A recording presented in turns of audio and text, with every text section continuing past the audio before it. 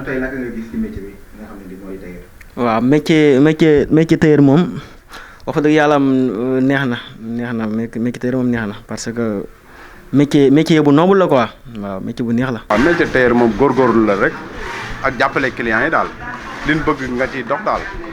waaw loolu mooy wax ji. ñu leen laaj ba léegi est-ce que tabaski ren bi tey gis ngeen ci seen bopp bu baax a baax ndax ñi ñaa ngi ñëw di ñëw fi est-ce que aussi xaalis am na daal yéen a ngi ciy gis seen bopp. waaw sant yàlla bu baax tabaski moom ñaw yi macha allah ñëw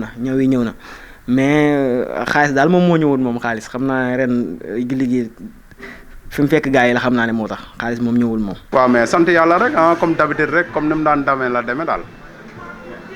waaw vraiment tabaski moom ñun ñoo ngi ciy gis suñu bopp daal vraiment. tailleur yi nga xam ne ñooy yeewoo fii ci diwaanu Diourbel ñoom nag boo demee seen place fekk leen ñu yor li nga xam ne moo di seen ciseau commencé dagg li nga xam ne ni moo di tissu yi waaye daal nee nañ dagg yi ñu koy dagg neexu leen dara ndaxte ñu ngi dagg waaye xamuñu sax ba xam ndax tey dinañ leen fay lii tey ñuy ñëw parce que clients yi dañuy indi li nga xam ne tamit moo di seen tissu te duñ indaale li nga xam ne moo di xaalis bi avancement c'est-à-dire que bu ñu indee li nga xam ne moo di tissu bi war nañ fee bàyyi sax même bu dee xaaju li nga xam ne moom la ñuy fay ci xaalis ngir ñu dem jomit ba mën cee jënd li nga xam ne ni moo di jumtukaay yi nga xam ne tamit moo mën a defar li nga xam ne tamit moo di ñëw bi. parce que clients yi dinañ ñëw indi la ci mais pour ñu indi la xaalis daal mooy loolu quoi dëkk bi xaw na métti tuuti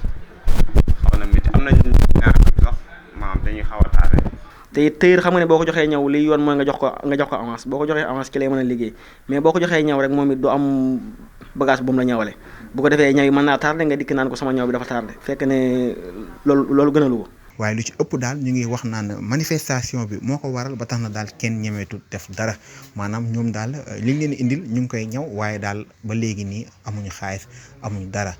waaw parce que xam naa nit ñi dëkk bi jamono jii ñu toll ne jamono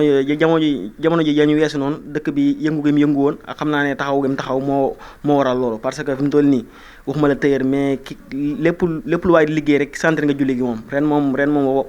wax fa dëgg yàlla julli gi moom xaw naa métti si suñu côté. ñoom nag ñu ngi àddu ci li nga xam ne tamit mooy ci kàddu ci li nga xam ne tabaski daaw ak tabaski ren nee nañ nag tabaski daaw bi moo ëpp li nga xam ne tamit moo di koppar lu ci bëri ci la seen xel gën a dal waaye jamono ji daal ñu ngi gis ne tabaski li ci des bëree tut waaye daal li nga xam ne ni moo di seen kees li nga xam ne ni fa la ñuy denc seen xaalis bi dara nekk fa pour ñaw yi sax nee nañ ñoom dañuy génne li nga xam ne nii moo di seen poos dem pour matal li nga xam ne tamit moo di ñaw bi. waaw tabaski ren mu ñu ngi ciy liggéey daaw liggéey nañ mais ren ñu ngi ciy liggéey ren même macha allah ñaw am na mais xaalis moom moo amul moom nit ñi bëgg nañoo ñawlu bëgg nañoo xotti mais xaalis xam naa ne moo amul moo tax. mbokk yi li leen indiloon ci li nga xam ne tamit moo di reportage di leen jox dig daje incha allah ci beneen reportage jërë ngeen jëf ki doon leen koy defal di Mamadou Mbengue Baol Times TV la vitrine du Baol.